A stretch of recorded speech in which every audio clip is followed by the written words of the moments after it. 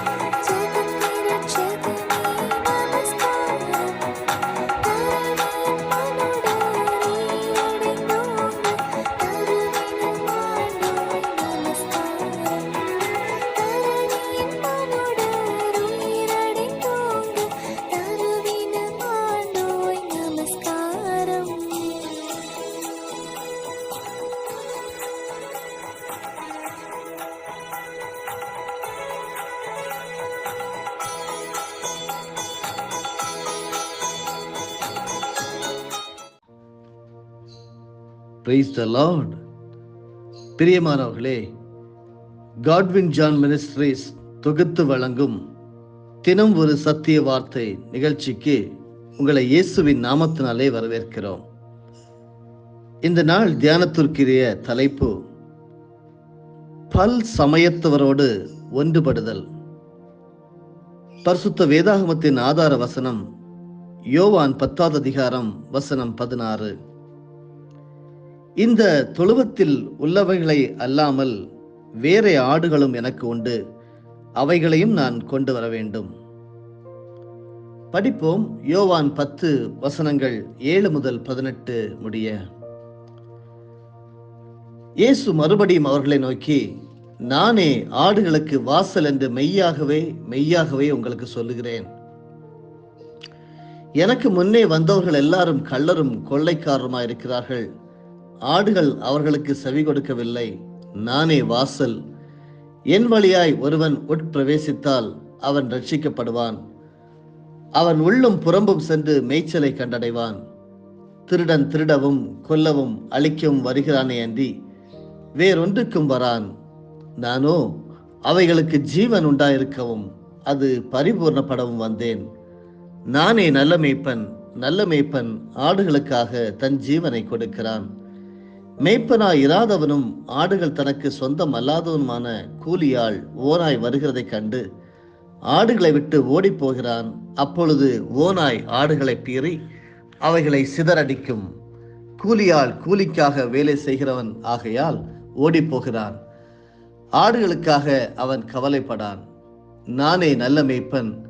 பிதா என்னை அறிந்திருக்கிறது போலவும் நான் பிதாவை அறிந்திருக்கிறது போலவும் நான் என்னுடையவைகளை அறிந்தும் என்னுடையவர்களால் அறியப்பட்டும் இருக்கிறேன். ஆடுகளுக்காக என் ஜீவனை கொடுக்கிறேன். இந்த தொழுவத்தில் உள்ளவைகள் அல்லாமல் வேற ஆடுகளும் எனக்கு உண்டு, அவைகளையும் நான் கொண்டு வர வேண்டும்.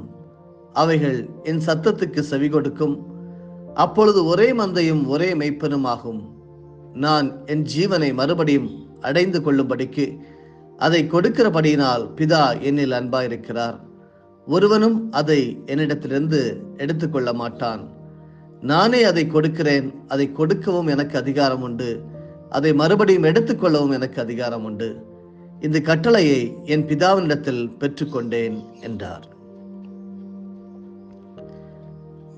இந்த உலகத்திலே நாம் வாழ்ந்து கொண்டிருக்கும் போது கிறிஸ்தவர்களாக மட்டும் நாம் வாழவில்லை.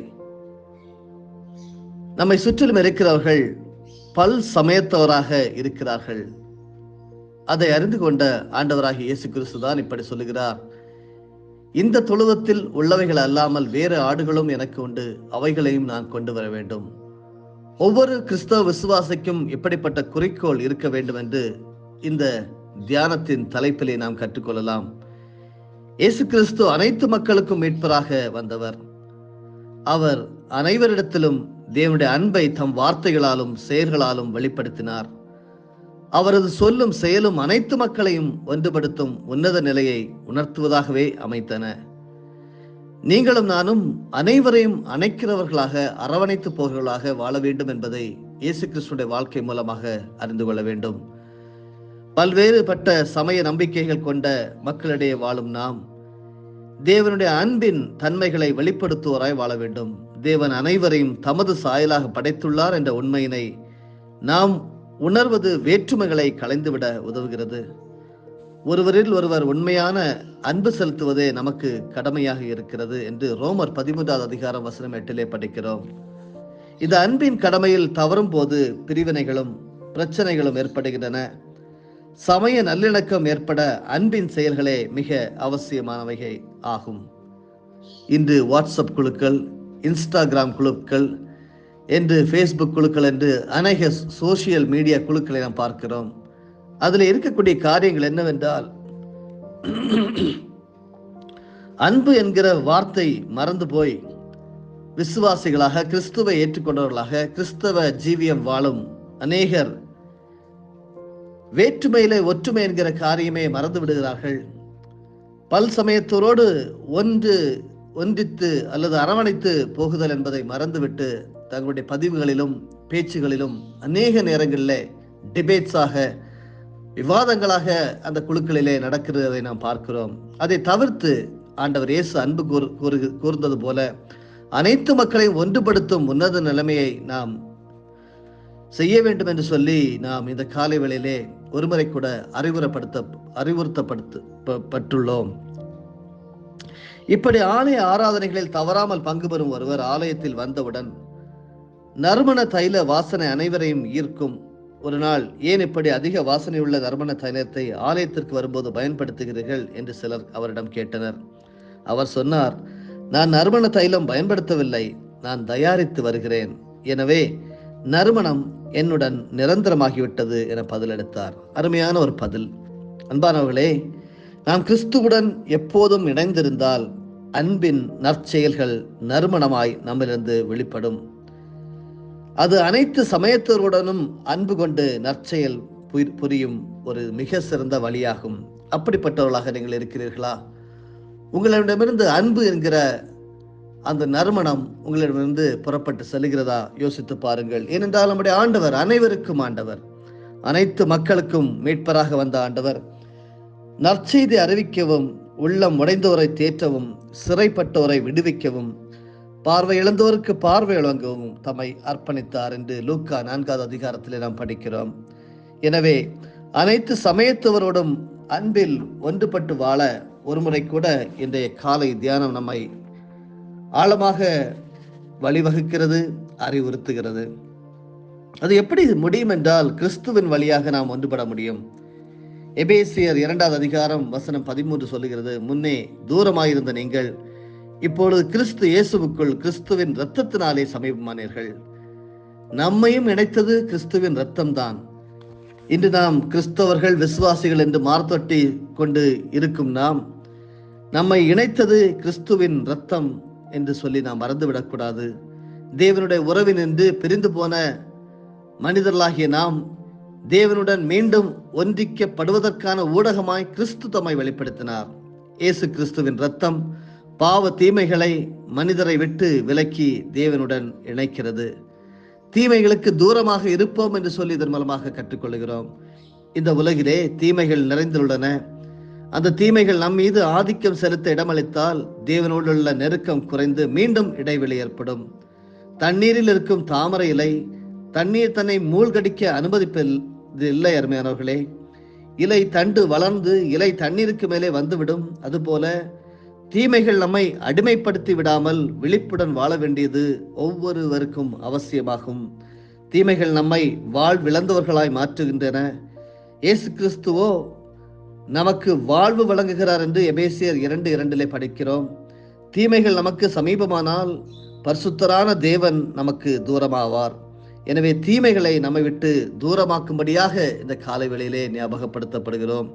பரிசுத்தரான தேவனுக்கு நாம் சமீபமாக வர வேண்டும் என்று சொல்லி ஒரு முறை கூட அறிவுறுத்தப்பட்டுள்ளோம். பாவ தீமையினால் தேவனுடைய ஜனங்கள் ஆண்டவரின் உறவினின்று விலகி போகினர் என்று ஆதியாகமம் 3வது அதிகாரம் வசனம் 8 நாம் படிக்கிறோம். தேவனுடைய ஜனங்கள் மீண்டும் தேவனில் இணையும் வாய்ப்பு இயேசு கிறிஸ்துவினால் ஏற்படுத்தப்பட்டது என்று புதிய ஏற்பாட்டிலே எபேசியர் 2:13 படிக்கிறோம். தடுப்பு சுவராய் நின்ற பாவம் சிலுவையில் தகர்த்தெறியப்பட்டது. பாவ தீமையின் இருள் மானுடத்திலிருந்து அகற்றப்பட்டு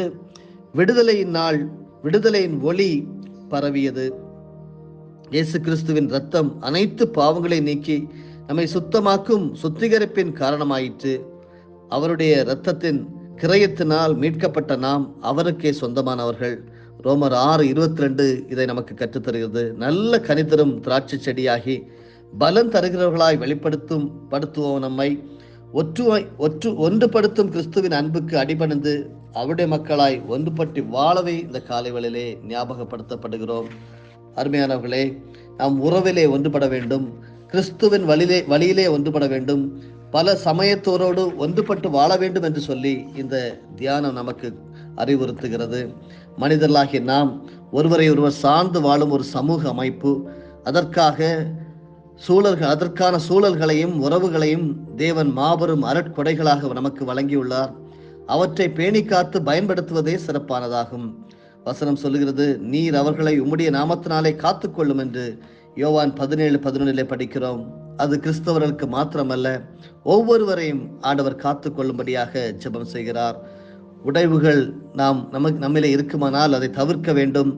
ஆண்டவர் அருளி இருக்கும் ஆசீர்வாதமான பெற்றோர், பிள்ளைகள், கணவன், மனைவி, சகோதர சகோதரிகள், ஆசிரியர், மாணவர்கள், ஊழியக்காரர்கள், விசுவாசிகள், நண்பர்கள் என்னும் உறவுகளை உடைந்து விடாமல் கரிசனையுடன் பாதுகாப்பது உங்களுக்கும் எனக்கும் மிக மிக அவசியம். தேனீக்கள் இணைந்து கடின உழைப்பால் அழகிய தேன்கூட்டை வடிவமைத்து தேனை சேமிக்கின்றன. அதை கவனமின்றி கையாண்டால் தேனடைகள் உடைந்து சிதறை வீணாகிவிடும்.